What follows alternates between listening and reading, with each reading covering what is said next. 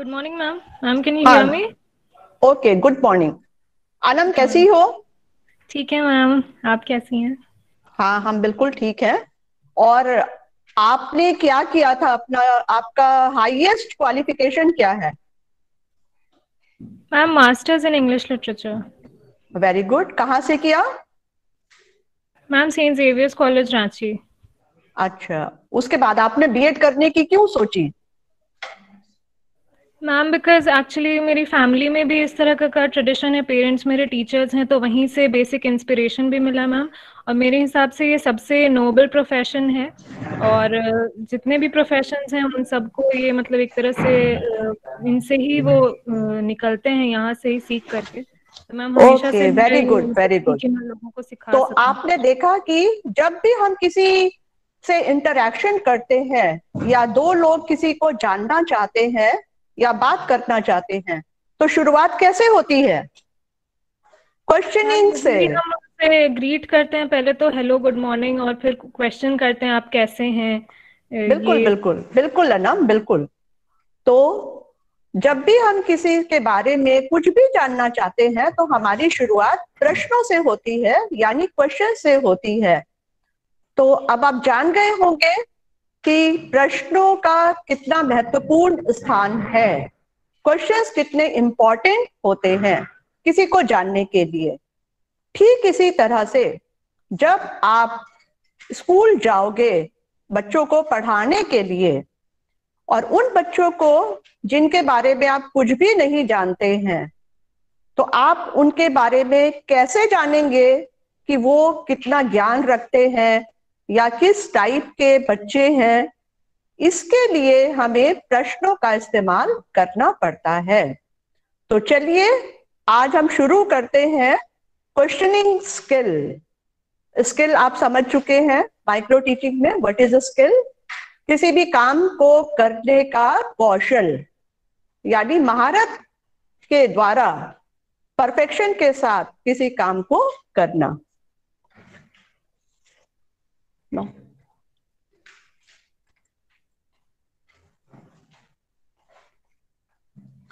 अब हम प्रेजेंट करने जा रहे हैं अपना प्रेजेंटेशन।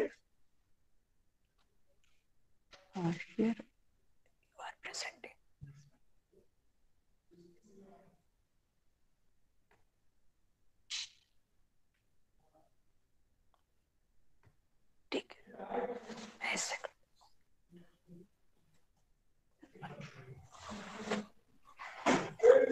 तो questioning skill, what is questioning skill? प्रश्न कौशल क्या है? Teaching means skillful questioning to force the mind to see, to arrange and to act. प्रश्न मस्तिष्क को क्रियाशील करके उन्हें ज्ञान हासिल करने के लिए तैयार करते हैं। यानी प्रश्न वो चीज है, प्रश्न ऐसी चीज है जो किसी के भी दिमाग को क्रियाशील करके उसे नया ज्ञान हासिल करने के लिए तैयार करते हैं।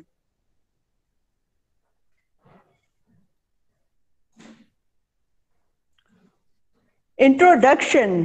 Question is one of the most common techniques used by the teacher to make the students aware of and to check his or her progress in the subject. Question बहुत ही ज्यादा इस्तेमाल करने वाली तकनीक है। यानी जब भी हम पढ़ाते हैं तो हमारी टीचिंग में सबसे ज्यादा प्रयोग क्वेश्चंस का ही होता है। प्रश्न का इस्तेमाल हम सबसे ज्यादा करते हैं और ये शिक्षक को भी जागरूक बनाता है बच्चों के प्रति।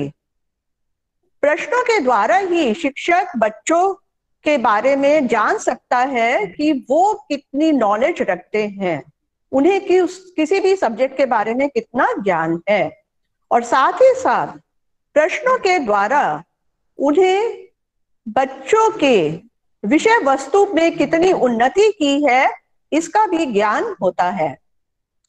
जब टीचर पढ़ाता है, पढ़ाने के बाद वो प्रश्नों के द्वारा ये जान सकता है कि बच्चों ने कितना सीखा है। तो यह the use of questioning enables the teacher to become flexible and responsive to the students. प्रश्नों का प्रयोग टीचर को भी ज्यादा लचीला बनाता है, यानी वो जरूरत के हिसाब से अपनी टीचिंग में बदलाव कर सकता है, और साथ ही साथ वो बच्चों की क्वेरीज को शांत करता है। बच्चे कुछ भी जानना चाहते हैं तो उनका जवाबदेह होता है। Questioning stimulates the process of thinking. प्रश्नों के द्वारा बच्चों की विचार शक्ति बढ़ती है। जब हम क्वेश्चन पूछते हैं तो बच्चे सोचते हैं कि हाँ, इसका आंसर क्या होगा, इसमें क्या हमको बोलना चाहिए, तो उनका दिमाग तुरंत काम करना शुरू कर देता है कि अब हमको इसका क्या आंसर देना है। तो ये उनके दिमाग को क्रियाशील करता है, उन्हें विचार करने के लिए प्रेरित करता है।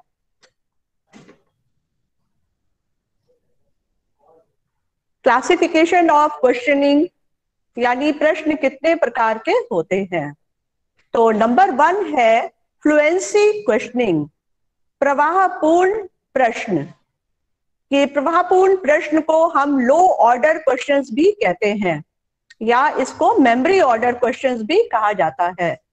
They are known as memory order questions और low order questions, limited to memory level of thinking. तो इनको हम निम्न स्तर का प्रश्न भी कह सकते हैं, और ये बच्चों की याददाश्त पर निर्भर करता है, और ये उनकी याददाश्त की जांच करता है।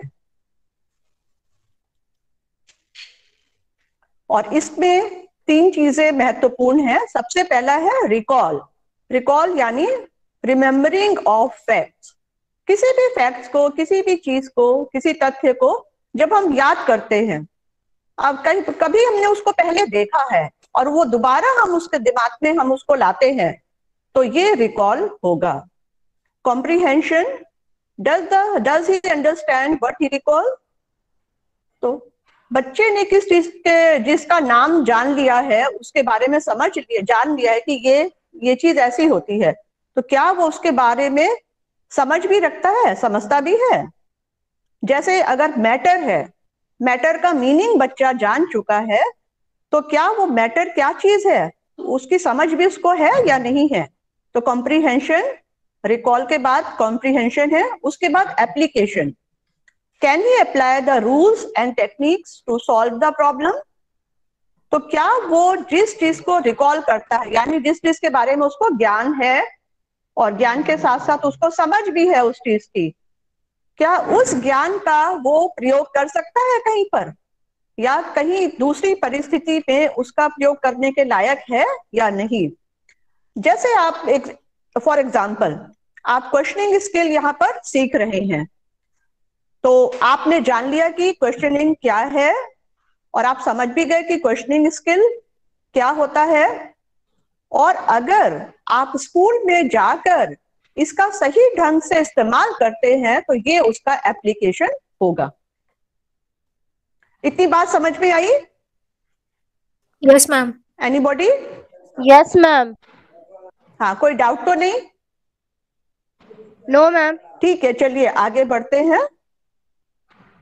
हाँ बोलो। मैम रिकॉल, कॉम्प्रिहेंशन और एप्लीकेशन। फिर से मैम। ठीक है, अच्छा। तो फ्लुएंसी क्वेश्चन ये याददाश्त पर निर्भर करते हैं। आपने देखा होगा कि जब बच्चों को आप पढ़ाते हैं तो सबसे पहले वो किसी चीज का नाम जानते हैं। कोई भी नया टर्म आप बच्चों को पढ़ाएंगे, मान लीजिए कि आप हिस्ट्री में आप मुगल काल पढ़ा रहे हैं, तो मुगल काल क्या है, उसके कौन बादशाह थे, अगर वो, तो उसका ज्ञान हासिल करना, ये रिकॉल हुआ। रिकॉल मतलब उसके बारे में जानना, जानकारी हासिल करना। और कॉम्प्रिहेंशन, उस चीज को समझना। खाली नाम सुन लेने या बता देने से कुछ नहीं होता है, बल्कि उसको समझ भी होनी चाहिए, उसको वो एक्सप्लेन कर सके, उसको किसी चीज से उसमें अंतर बता सके। अगर वो मुगल काल की तुलना दूसरे काल से कर सकता है, तो इसका मतलब उसको समझ भी है। इसी तरह से application, can he apply the rules and techniques to solve the problem. तो वो तकनीक जो आपने जो ज्ञान हासिल किया है, उस ज्ञान का उपयोग आप किसी दूसरी परिस्थिति में कर सकते हैं या नहीं, या रियल लाइफ में आप उसका इस्तेमाल कर सकते हैं या नहीं। आप टीचर बनने जा रहे हो और आप जो ये स्किल सीख रहे, इसे अगर आप स्कूल में प्रयोग करते हैं तो ये उसका एप्लीकेशन होगा। आप सभी स्किल का प्रयोग करते हुए अगर पढ़ाते हैं तो ये इसका प्रयोग होगा। ठीक है, अब क्लियर हुआ? बोलो। Yes ma'am. हाँ ठीक है, चलिए अब इसके आते हैं कंपोनेंट्स। तो कंपोनेंट्स में सबसे पहले है स्ट्रक्चर। स्ट्रक्चर मतलब संरचना, यानी उसको बनाने की प्रक्रिया। प्रश्न पूछने से पहले हमको प्रश्न बनाने पड़ते हैं। तो स्ट्रक्चर में सबसे पहले है, structure is a technique of formation of questions. ये प्रश्न बनाने की तकनीक है या प्रश्न बनाने का तरीका है।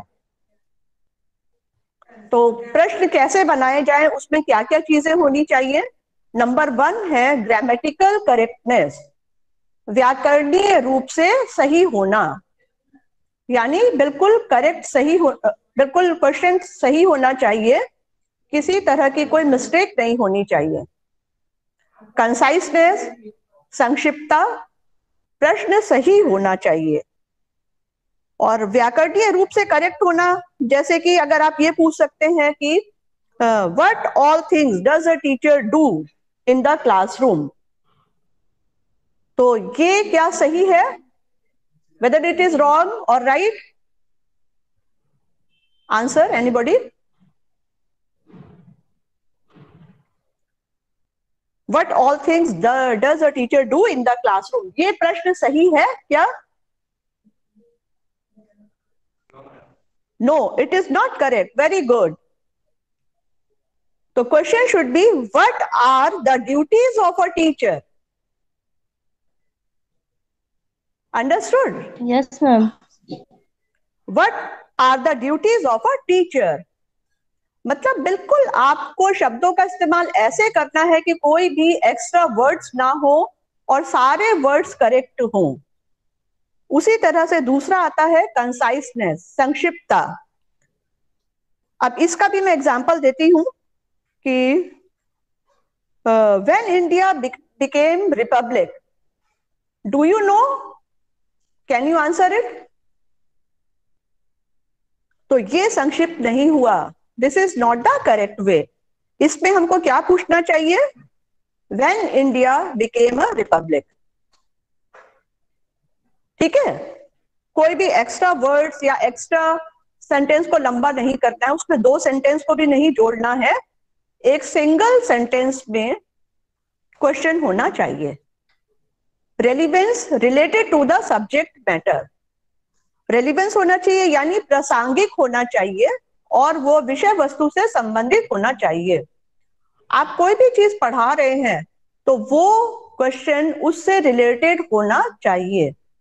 अब जैसे आप ट्रांसपोर्टेशन पढ़ा रहे हैं तो आप उसमें वनों के विनाश का क्वेश्चन नहीं पूछ सकते हैं, तो बच्चा भटक जाएगा कि टीचर पढ़ा क्या रहे हैं, पूछ क्या रहे हैं। उसी नेक्स्ट है इसका specificity. It should be specific to the content and should call for a single answer. Specific से मतलब है कि बहुत ही विशिष्ट होना चाहिए, जो भी हमारा कंटेंट है उससे संबंधित एक विशेष प्रकार का क्वेश्चन होना चाहिए जिसका सिंगल आंसर हो।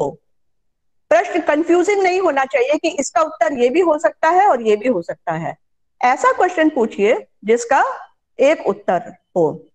जैसे अगर हम ये पूछें कि अकबर महान शासक और बहादुर शासक था, तो ये प्रश्न गलत होगा क्योंकि हमने इसमें ऑप्शन 2 दे दिया और 2 आंसर हैं इसका, महान भी और बहादुर भी।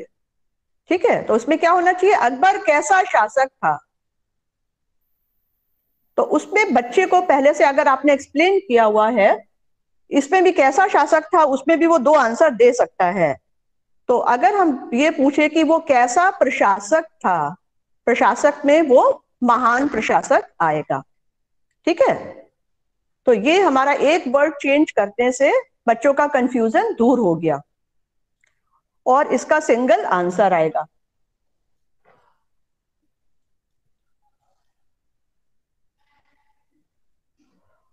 दूसरा इसका पार्ट है प्रोसेस, प्रक्रिया। संरचना पहला था, उनको बनाना, उसके बाद प्रक्रिया यानी प्रोसेस।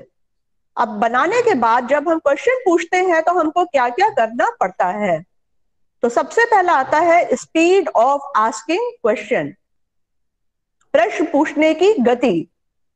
तो हमारे प्रश्न पूछने की गति ना तो बहुत धीमी होनी चाहिए और ना ही बहुत तेज होनी चाहिए। भारत में कितने राज्य हैं आप बताइए दशरथ? तो ये क्या है, ये गति बहुत तेज थी। ऐसे नहीं पूछना है कि तुरंत तुरंत आप पूछ लीजिए, ठीक है। और अगर हम ये पूछते हैं, अच्छा बच्चों बताइए पहला विश्व युद्ध कब हुआ था, तो ये गति बहुत धीमी हो गई और बच्चों का इंटरेस्ट ही खत्म हो जाएगा और फर्स्ट वर्ड से लास्ट वर्ड तक आते आते बच्चे भूल जाएंगे कि क्या क्वेश्चन पूछा गया था। तो स्पीड पे बहुत ध्यान रखना है। दूसरा है वॉइस ऑफ द टीचर। तो वॉइस ना तो बहुत कम होनी चाहिए और ना ही बहुत तेज होनी चाहिए। मेरी वॉइस आपको ठीक लग रही है? Yes ma'am. हाँ, अगर मैं बोलूं अच्छा आप बताइए कि आप कहाँ रहते हो, आपको सुनाई दिया ठीक से? नो मैम, थोड़ा धीमा था। बहुत धीमा था तो बच्चे परेशान हो जाएंगे, टीचर क्या बोल रहे हैं। कितना ही अच्छा टीचर पढ़ाने वाला हो लेकिन आवाज धीमी है तो कुछ नहीं समझ में आएगा। और अगर टीचर बहुत जोर जोर से बोलता है तो बच्चे उससे भी इरिटेट हो जाते हैं तेज आवाज सुन सुन के। उसके बाद आता है पॉज। पॉज यानी विराम। तो जब आप क्वेश्चन पूछें तो पूछने के बाद थोड़ी देर पॉज देना है यानी विराम देना है। तुरंत बच्चों से नहीं बोल देना है कि आप बताइए। जैसे आप ये पूछ सकते हैं कि प्रथम विश्व युद्ध कब हुआ था, थोड़ा रुकिए फिर पूछिए कि तब बच्चे देखिए कौन कौन हाथ उठा रहा है, उसके आप किसी को भी बोल सकते हैं। जैसे मैं यहाँ बोल रही हूँ विकास आप बताइए, तो विकास अभी ध्यान नहीं दे रहे थे लेकिन वो ध्यान देंगे। हाँ, तो थोड़ा पॉज देना है क्वेश्चन पूछने के बाद। फिर रिपीटिशन, नेक्स्ट है रिपीटिशन यानी दोहराना। तो किसी भी प्रश्न को बार बार दोहराना नहीं है। आप सोचते होंगे कि क्यों, दोहराने से तो बच्चे अच्छे से सुनेंगे। इससे बच्चे बोर होते हैं और इनअटेंटिव बनते हैं, वो ध्यान नहीं देते हैं। क्यों ध्यान नहीं देते हैं? क्योंकि उन्हें मालूम है कि हम नहीं भी ध्यान दे रहे तो टीचर तो दोबारा रिपीट करेंगे क्वेश्चन को, वो बार बार रिपीट कर देंगे, इसलिए वो उनकी ध्यान देने की आदत खत्म हो जाती है। तो जब भी आप पढ़ाइए इस चीज को ध्यान रखिए कि प्रश्न को एक बार बोलिए, बार बार रिपीट नहीं करना है। अगर बच्चा नहीं सुन रहा है, नहीं ध्यान दे रहा है, तो आप उसको बोलिए कि आप ध्यान दीजिए, जब हम पढ़ाते हैं तब ध्यान से सुनिए, तो नेक्स्ट टाइम वो ऐसी गलती नहीं करेंगे। तो इस चीज को बहुत ध्यान से करना है, रिपीटिशन नहीं होना चाहिए।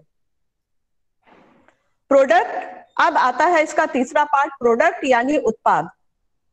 हमने प्रश्न बना लिए, प्रश्न पूछ भी लिए, पूछने के बाद क्या होगा बोलो? बच्चे उत्तर देंगे। तो ये बच्चों के उत्तरों से संबंधित है यानी बच्चों के रिस्पॉन्स से रिलेटेड है। It refers to the response of the students. प्रश्न पूछने के बाद बच्चे उत्तर कैसे देते हैं या क्या उत्तर देते हैं, ये उससे संबंधित है। The reason for lack of response may be, कभी कभी ऐसा होता है कि बच्चे उत्तर नहीं देते हैं या सही ढंग से उत्तर नहीं दे पाते हैं, तो उसके कुछ रीजन होते हैं, उसके कुछ कारण होते हैं। सबसे पहला है उसमें lack of interest in the lesson और inattentiveness. Lack of interest, बच्चों को उस विषय में कोई रुचि ही नहीं है। अक्सर हिस्ट्री और ज्योग्राफी जैसा विषय ऐसा होता है कि बहुत से बच्चे उसमें कोई रुचि नहीं लेते हैं, उनको लगता है कि खाली डेट्स हैं और याद करते रहना है। तो उसके लिए हमें बच्चों में इंटरेस्ट पैदा करना है पढ़ाते समय, और हमें प्रश्नों को भी इंटरेस्टिंग बनाना होता है। इन अटेंटिवनेस को भी दूर करते हैं ये प्रश्न। तो अगर बच्चे ध्यान नहीं दे रहे हैं तो भी वो सही उत्तर नहीं देंगे, तो उसके लिए हमें दूसरी तकनीकें इस्तेमाल करनी पड़ती है। नेक्स्ट है, the language of the questions may be of higher difficulty level.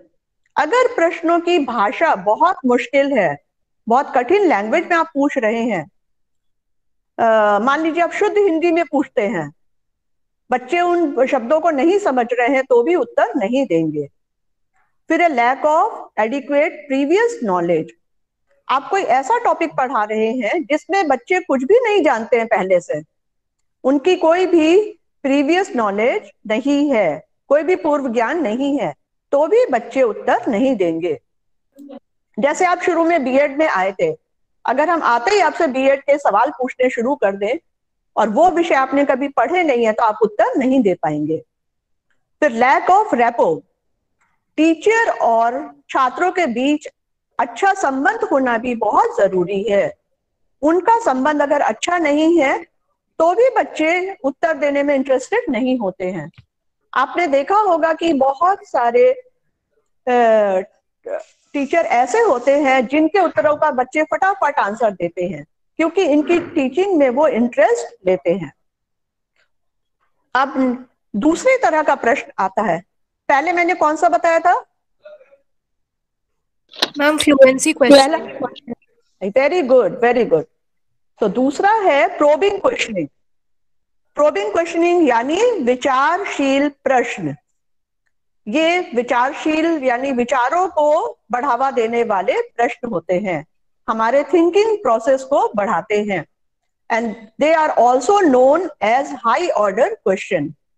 इनको उच्च स्तर का प्रश्न भी कहा जाता है। तो ये क्या करते हैं देखते हैं। enables the students to compare, contrast, explain, analyze, synthesize and evaluate the given idea or information। तो ये बच्चों को कंपेयर करने के लिए बढ़ावा देते हैं, कंपेयर करने के योग्य बनाते हैं, यानी तुलना करने के लायक बनाते हैं। हाई ऑर्डर क्वेश्चन से बच्चे किन्हीं भी दो चीजों को कंपेयर कर सकते हैं।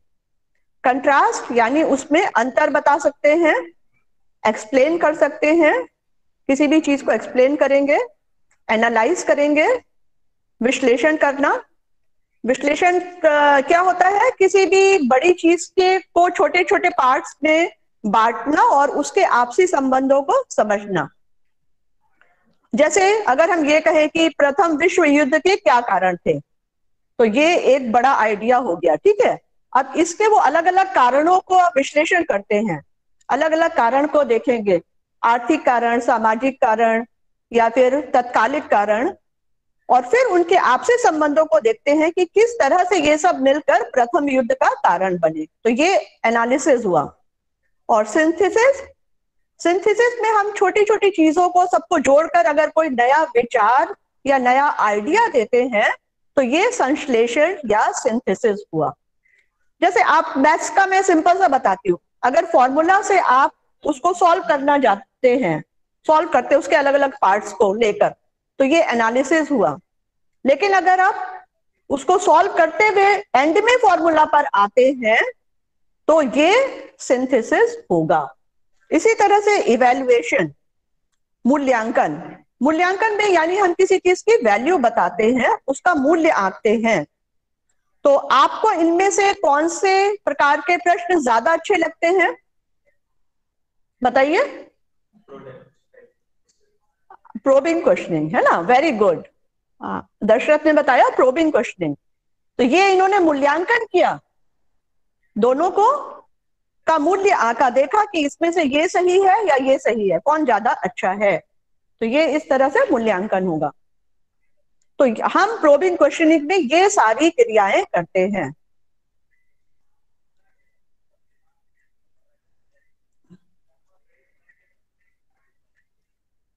ये देखिए, analysis, breaking the given idea, generalisation into its components, in order to study their mutual relationship. It helps to think critically. ये बच्चों को तर्कपूर्ण ढंग से सोचने के लिए प्रोत्साहन देते हैं। जैसे आपका ये है कि how does smoke pollute the air, धुआं हवा को कैसे प्रदूषित करता है।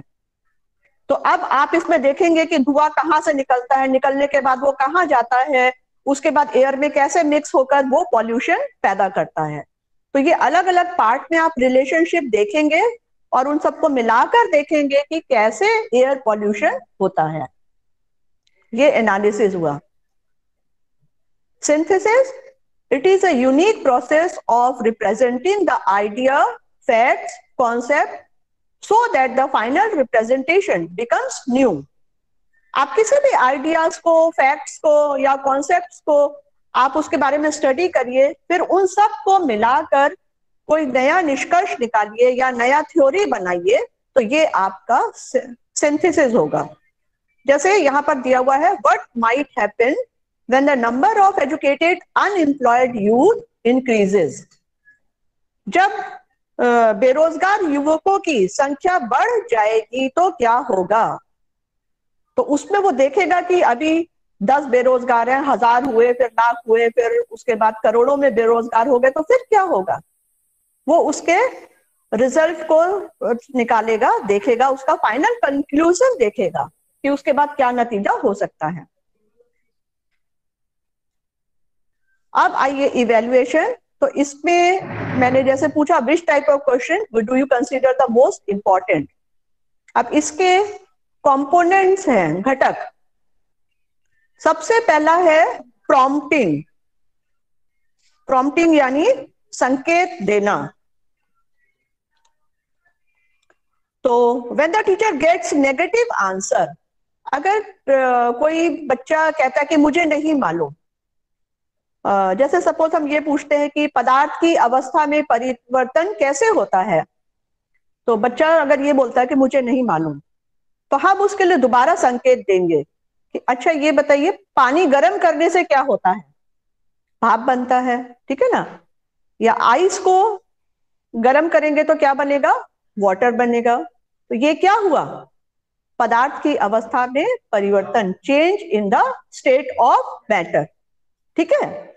तो ये हमने संकेत दिया। अब दूसरा है सीकिंग फर्दर इंफॉर्मेशन, पुनः सूचना प्राप्ति। तो इसमें इस तरह के प्रश्नों का टीचर इस्तेमाल तब करते हैं जब उसे और ज्यादा इंफॉर्मेशन चाहिए होती है।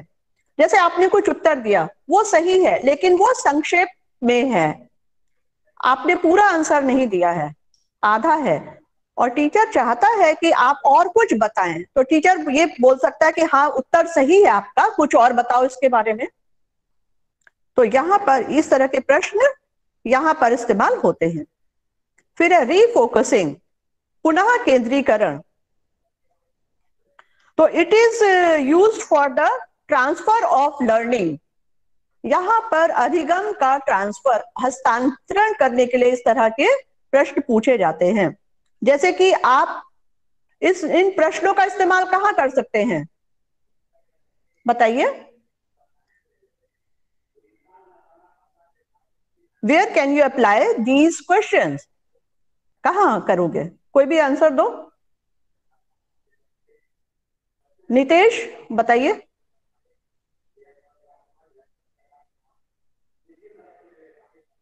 पूजा बोलिए, अनम्यूट होकर बोलिए। जो आप प्रश्न सीख रहे हो उसको कहाँ इस्तेमाल करना है, इन्फॉर्मेशन देनी होती है, कोई न्यू नॉलेज को देना होता है।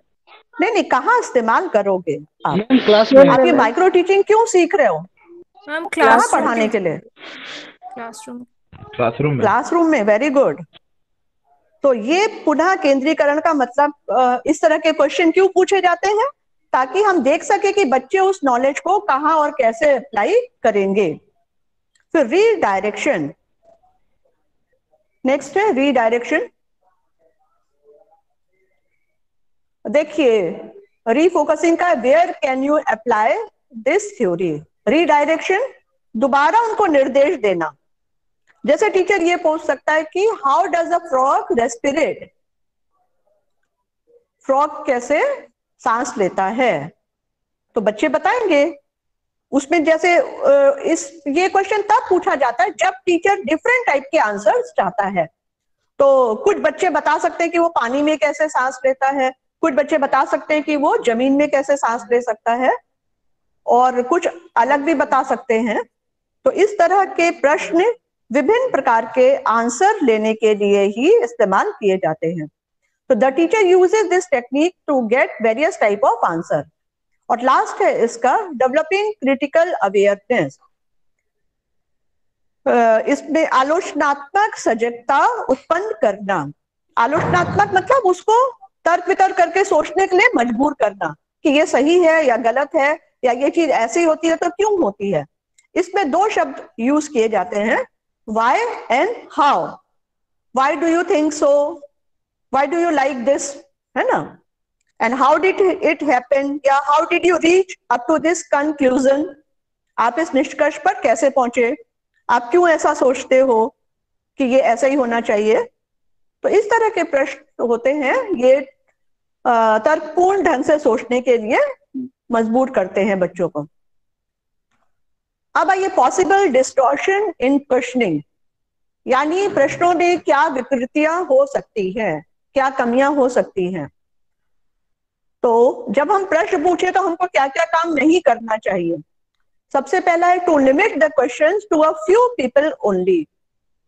सिर्फ कुछ बच्चों से प्रश्न पूछना। जब टीचर पढ़ाता है तो उसको लगता है कि हाँ ये बच्चे ज्यादा इंटेलिजेंट हैं, ये आंसर देंगे, तो वो जब भी कुछ पढ़ाएगा तो बार बार सिर्फ उन्हीं बच्चों से प्रश्न पूछता है। ये गलत है। आपको पूरी क्लास पर ध्यान देना है और हर बच्चे को चांस देना चाहिए उत्तर देने का। नेक्स्ट है to give insufficient time to formulate answers.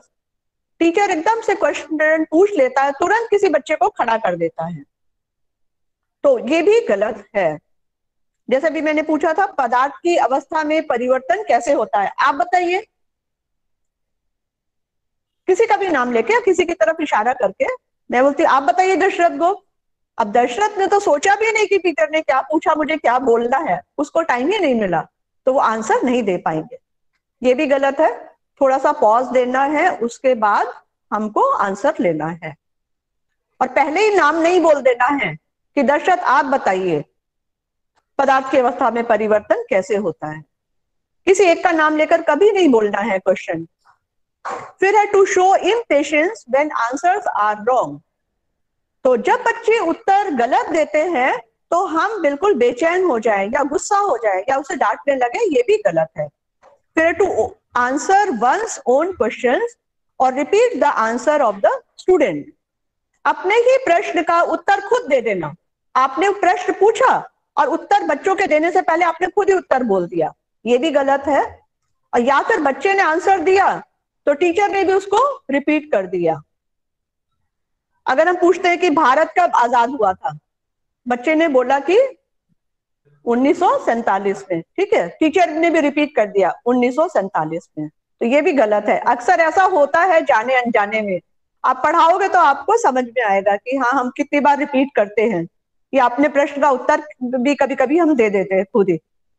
तो फिर उसके बाद है एक और कमी है कि to ask lower order questions only. सिर्फ प्रोबिंग क्वेश्चंस ही नहीं पूछना है, बल्कि हमको फ्लुएंसी क्वेश्चन ही नहीं पूछना है, बल्कि प्रोबिंग क्वेश्चंस भी पूछना है, जो कि हमारे विचार शक्ति को ज्यादा क्रियाशील करते हैं, हमको सोचने के लिए ज्यादा मजबूर करते हैं। तो दोनों तरह के प्रश्न पढ़ाते समय पूछे जाने चाहिए। हाँ, ये चीज है कि शुरू में आप फ्लुएंसी क्वेश्चंस पूछिए और लास्ट में प्रोबिंग क्वेश्चन पूछिए। जब आप कोई नया पॉइंट पढ़ा रहे हैं, जैसे कल आपको इंट्रोडक्शन में बताया हो गया कि सरल से कठिन की तरफ, है ना, या नोन टू अननोन, तो जो बच्चे जानते हैं वहां से आसान आसान क्वेश्चन पूछते हुए लास्ट में आपका डिफिकल्ट क्वेश्चन होगा, और उसके बाद आप अपना एक्सप्लेनेशन दोगे। और जब भी पढ़ाना शुरू करोगे तो डायरेक्ट एक्सप्लेनेशन नहीं देना है, पहले क्वेश्चन पूछने हैं। आसान से कठिन की तरफ एक प्रश्न से दूसरा प्रश्न रिलेटेड होना चाहिए, और लास्ट क्वेश्चन आपका ठीक जो कुछ आपको बताना है उससे रिलेटेड होगा, तो वो डिफिकल्ट होगा, बच्चे उसको नहीं जानते पहले से, तब आप उसको एक्सप्लेन करिएगा। तो लेसन प्लान में इस चीज को बहुत ध्यान रखना है कि पहले क्वेश्चंस होंगे, उसके बाद एक्सप्लेनेशन या आपकी व्याख्या और वर्णन और या जो भी आप पढ़ाना चाहते हैं वो होगा। अब डायरेक्ट पढ़ाना शुरू कर देंगे और उसके बाद प्रश्न पूछेंगे तो उससे क्या होगा, बच्चों को सोचने का मौका नहीं मिला, आपने बता दिया, आपका सुनकर बच्चे आंसर दे देंगे। तो ये एक टेक्निक होती है पढ़ाने की कि हमको पहले बच्चों को एक्टिव बनाना है, उनको सोचने के लिए मजबूर करना है, या फिर वो जानते हैं उसकी नॉलेज भी हमको मिल जाती है प्रश्नों के द्वारा कि वो कितना जान रहे हैं, और उसके बेसिस पर हम उनको नई नॉलेज देते हैं। Basic components to be observe, इसमें क्या क्या है, क्लैरिटी, क्लैरिटी यानी प्रश्न बिल्कुल क्लियर होना चाहिए, घुमाव फिराव वाला नहीं होना चाहिए, लैंग्वेज बहुत अच्छी होनी चाहिए, ऐसी लैंग्वेज नहीं होनी चाहिए कि कंफ्यूज हो बच्चे के टीचर क्या पूछना चाह रहे हैं। फिर कंसाइसनेस, संक्षिप्तता, प्रश्न बहुत लंबे नहीं होने चाहिए, छोटे होने चाहिए, और कोई भी दो चीजें प्रश्न में कभी नहीं पूछनी चाहिए। जैसे आप अगर हिस्ट्री या सिविक्स पढ़ा रहे हैं, आप ये पूछ रहे हैं भारत का संविधान कब बना, कैसे बना, क्यों बना, एक साथ पूछ लीजिएगा तो बच्चे किस किस का आंसर देगा। एक बार में सिर्फ एक चीज पूछनी है, भारत का संविधान कब बना। फिर दूसरी चीज पूछिए कि संविधान को बनाने में किस किसने योगदान दिया। ठीक है, अब आइए रेलिवेंसी। रेलिवेंस मतलब टॉपिक से रिलेटेड होना चाहिए। आप पढ़ा कुछ और रहे हो और पूछ कहीं और से रहे हो तो बच्चे का दिमाग जो है भटक जाएगा। वो ऐसा ही क्वेश्चन होना चाहिए जो डायरेक्ट उसको टॉपिक की तरफ लाए। पेसिंग, पेसिंग मतलब गति, उसकी स्पीड, टीचर को बिल्कुल प्रश्न पूछने की उसकी गति सही होनी चाहिए, एक सही स्पीड में पूछना चाहिए, ना बहुत धीरे और ना ही बहुत फास्ट। पॉजिंग यानी विराम, क्वेश्चन पूछकर थोड़ा देर रुकिए, फिर देखिए कौन कौन आंसर देना चाह रहा है, फिर पूछिए आप। फिर कोहेरेंस, कोहेरेंस यानी संबद्धता, एक प्रश्न आपका दूसरे से रिलेटेड होना चाहिए। अब आप एक पूछ रहे हैं, अगर ट्रांसपोर्ट पढ़ा रहे हैं तो आप ये पूछ रहे हैं कि अच्छा बताइए आप कैसे आते हैं कॉलेज, तो बच्चा बताएगा कि हम गाड़ी से आते हैं या साइकिल से आते हैं। अब आप पूछिए कि आप घूमने कहाँ जाते हैं, तो वो तो उससे रिलेटेड नहीं हुआ ना। उसके बाद आप फिर से आ जाइए, अच्छा बताइए ये गाड़ियां कहाँ चलती हैं, तो ये क्या हो गया है, बीच में एक क्वेश्चन अलग हो गया, बच्चा बिल्कुल नहीं समझ पा रहा है कि टीचर क्या पढ़ाना चाह रहा है। तो एक से रिलेटेड दूसरा प्रश्न, दूसरे से रिलेटेड तीसरा प्रश्न, इस तरह से एक सीक्वेंस में प्रश्न होते हैं। तब बच्चे के दिमाग में एकदम क्लियर हो जाता है कि टीचर क्या बताने जा रहा है, टीचर क्या पढ़ा रहा है। फिर डायरेक्टिंग, डायरेक्टिंग मतलब निर्देश कर देना, निर्देश देना। तो जब आप क्वेश्चन पूछते हैं, पूछने के बाद चुपचाप खड़े मत हो जाइए, किसी ना किसी बच्चे को आपको निर्देश देना होगा कि आप बताइए इसका उत्तर, तब बच्चे उत्तर बताएंगे। अक्सर होता हमने प्रश्न पूछा और खड़े हो गए चुपचाप, अब कभी कभी पूरी क्लास बोलने लग जाती है।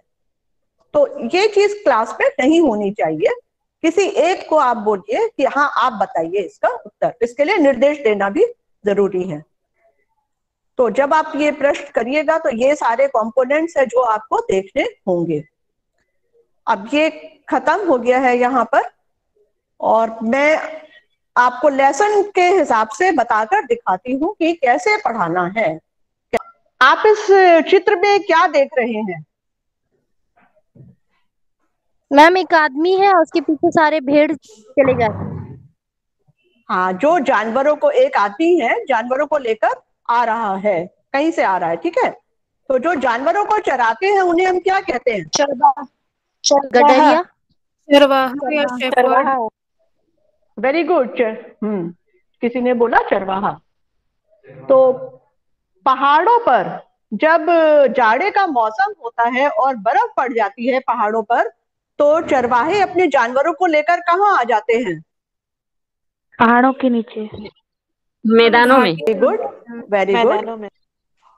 Very good. और जब गर्मी का मौसम आ जाता है और बर्फ पिघलने लगती है, तब वो फिर वापस कहाँ चले जाते हैं? पहाड़ों में। पहाड़ों में। Very good. पहाड़ों में। पहाड़ों में। तो चरवाहे जो जानवरों को चराते हैं उन्हें हम चरवाहे कहते हैं, और चरवाहे मौसम के हिसाब से अपना स्थान बदलते रहते हैं। जब जाड़े का मौसम आता है तो वो अपने जानवरों को लेकर नीचे के मैदानी इलाकों में आ जाते हैं, और ये देखिए जैसे वो मैदानी इलाकों में आ गए हैं। और जब फिर दोबारा से गर्मी आती है और बर्फ पिघल जाती है तो वो वापस ऊपर चले जाते हैं। ये देखिए ये जा रहे हैं ऊपर, ऊपर की तरफ में जा रहे हैं। तो इस तरह से आप प्रश्न पूछिए और उसके बाद आप अपना एक्सप्लेनेशन दीजिए, ठीक है? ये मैंने एक सोशल साइंस का एग्जाम्पल लिया। अब मैं एक फिजिकल साइंस का बताती हूँ।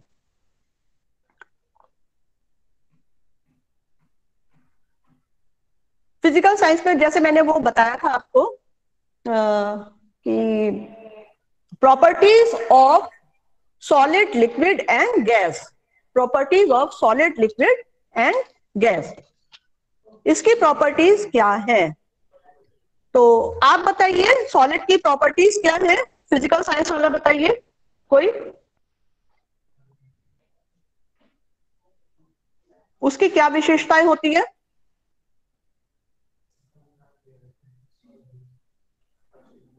जल्दी बताओ। Ma'am, solid has a definite shape. Very good. Ma'am और इट कोई बताएगा?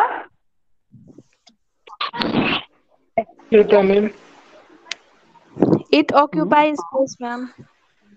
Very good. और बताइए।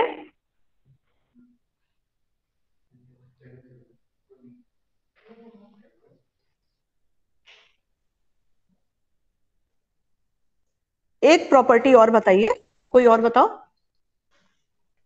It has mass and weight. हाँ वेरी गुड। एक और, मॉलिक्यूल्स आर टाइटली पैक्ड और loosely packed? Ma'am tightly packed. Yes. तो अब आप क्वेश्चन पूछने के बाद इस तरह से एक्सप्लेन कर सकते हैं कि solid occupies space, it has fixed shape, molecules are tightly packed, ठीक है? इसी तरह से आप लिक्विड और गैस की प्रॉपर्टीज बता सकते हैं। अब आते हैं हम लोग लैंग्वेज पे। तो मैथ्स में भी इसी तरह से होगा। सपोज आप रेक्टेंगल पढ़ा रहे हैं, एरिया ऑफ रेक्टेंगल, तो आप कोई भी चीज उसको दिखाकर पूछ सकते हैं। जैसे मैं ये चीज दिखा रही हूँ, दिखेगा नहीं ना? अच्छा, उसको चेंज करना है। हाँ just a minute.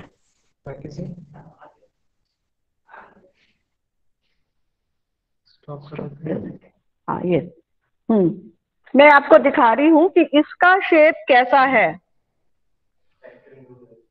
Ma'am rectangular.